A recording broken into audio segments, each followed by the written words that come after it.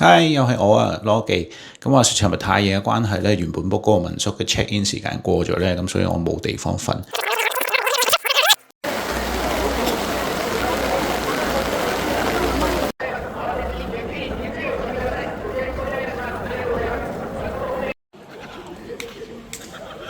凌晨2點嘅長野站。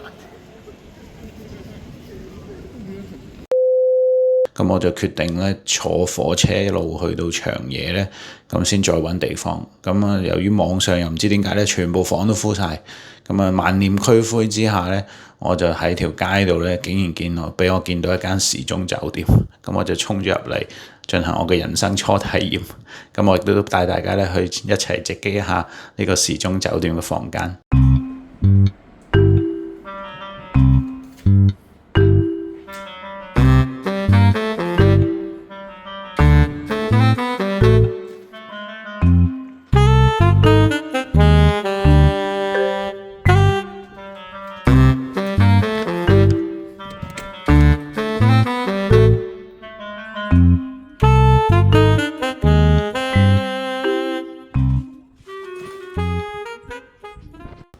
咁呢個咧係 room service 嘅口啊，由於係完全唔會見到職員嘅關係，所以佢 room service 都會擺低喺呢度。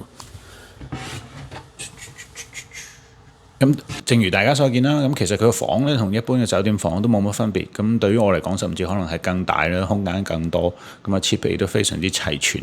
咁唯一一個特別嘅地方咧，就係佢 check in 至 check out 嘅全過程咧，都係唔會見到職員嘅。咁 check in 嘅時候咧，就會有呢個 counter 有部機啦，俾你揀你想要嘅房型啦。咁會 show 翻個房 number 俾你上房。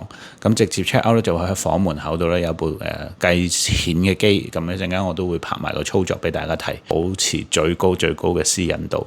咁如果係真係有需要又唔介意嘅話咧嘅朋友咧，都可以嚟試下咧住呢啲 Love Hotel。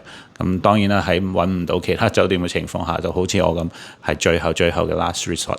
咁今日條片嘅內容就到呢度啦。咁我哋下條片再見，拜拜。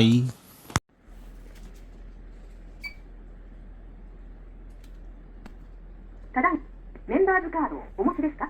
お持ちのお客様。ただいま問い合わせご請求額をお確かめの上、お金を入れてください。